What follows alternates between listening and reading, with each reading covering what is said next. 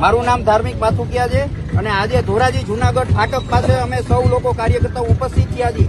ધોરાજી જુનાગઢ ફાટક પાસેનો જે પુલ બની રહ્યો છે એનું કામ ખૂબ જ ગોકળ ગતિએ ચાલી રહ્યું છે. અનેકવાર રજૂઆતો કરી તથા એનો જે વૈકલ્પિક રસ્તો કાઢવામાં આવ્યો છે ને એકદમ કાચો છે અને આ વર્ષ દિવસ સુધી રજૂઆતો કરી છતાં પણ આજ સુધી કોઈ નિરાકરણ નથી આવવામાં આવ્યું. સાહેબ, આ મુખ્ય માર્ગ છે ધોરાજીનો. અહીંયા ઘણા બધા પ્રવાસીઓ પસાર થાય છે, દવાખાને જવા વાળા પસાર થાય છે, ઘણા બધા લોકો અહીંથી પસાર થાય છે. રોજ હાલાકી ભોગવવી પડે છે. કારખાના વાળા પસાર થાય છે, એમને પણ ખૂબ હાલાકી ભોગવવી પડે છે.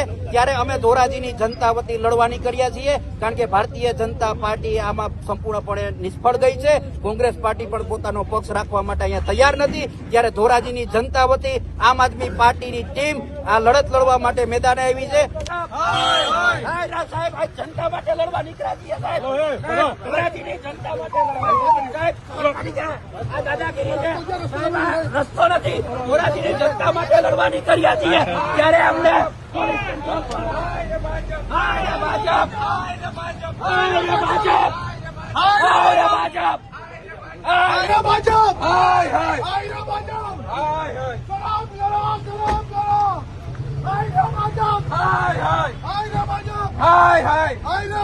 जब जब भाजपा डरती है पुलिस को आगे करती है, जब